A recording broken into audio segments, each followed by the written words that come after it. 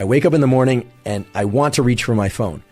But I know that even if I were to crank up the brightness on that phone screen, it's not bright enough to trigger that cortisol spike and for me to be at my most alert and focused throughout the day and to optimize my sleep at night. So what I do is I get out of bed and I go outside.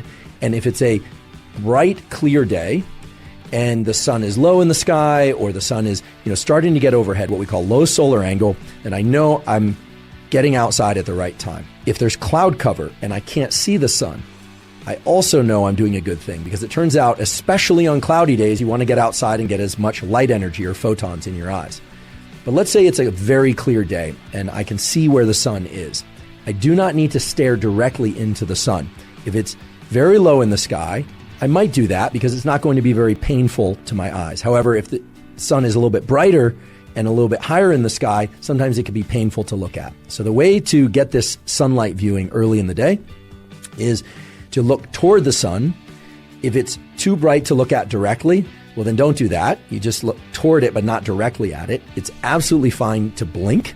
In fact, I encourage you to blink whenever you feel the impulse to blink. Never look at any light, sunlight or otherwise, that's so bright that it's painful to look at because you can damage your eyes. But for this morning sunlight viewing, it's best to not wear sunglasses. That's right, to not wear sunglasses, at least for this morning sunlight viewing.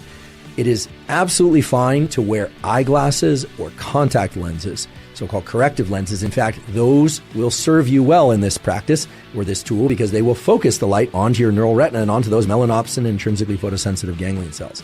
If your eyeglasses or contact lenses have UV protection, that's okay. There's so many different wavelengths of light coming from the sun, and they are bright enough that they will trigger the mechanisms that you want triggered at this early time of day.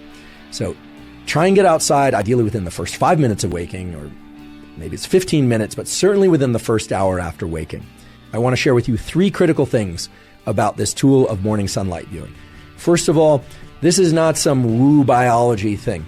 This is grounded in the core of our physiology. There are literally hundreds, if not thousands, of quality peer-reviewed papers showing that light viewing early in the day is the most powerful stimulus for wakefulness throughout the day, and it has a powerful positive impact on your ability to fall and stay asleep at night. So this is really the foundational power tool for ensuring a great night's sleep and for feeling more awake during the day.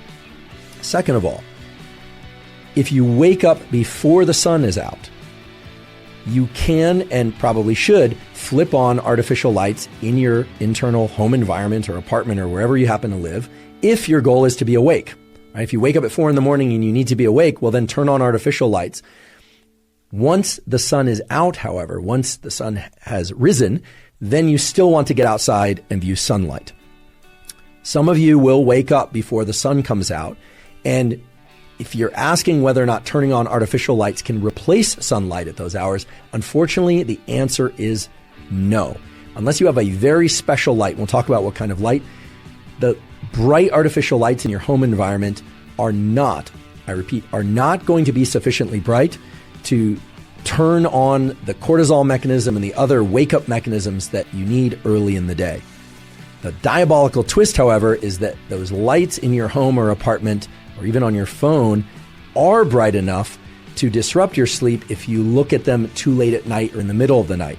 So there's this asymmetry in our retinal, our eye biology, and in our brain's biology, whereby early in the day, right around waking, you need a lot of light, a lot of photons, a lot of light energy. And artificial lights generally just won't accomplish what you need them to accomplish.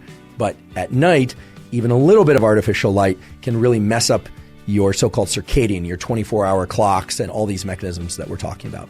So if you wake up before the sun is out and it's still dark, please turn on as many bright artificial lights as you possibly can or need, but then get outside once the sun is out. On cloudy days, you especially need to get outside. I repeat, on cloudy days, overcast days, you especially need to get outside and get sunlight. You just need to get more of it. Now, how much light and how much light viewing do you need? This is going to vary depending on person and place, literally where you live on Earth, whether or not there's a lot of tree cover, whether or not you're somebody who has sensitive eyes or less sensitive eyes. It's really impossible for me to give an absolute prescriptive, but we can give some general guidelines. In general, on a clear day, meaning no cloud cover or minimal cloud cover, You want to get this sunlight exposure to your eyes for about 5 minutes or so. Could be 3 minutes one day, could be 7 minutes the next day, about 5 minutes.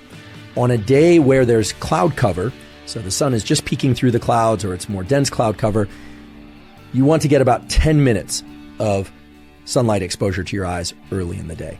And on days that are really densely overcast or maybe even a rainy, you're going to want to get as much as 20 or 30 minutes of sunlight exposure.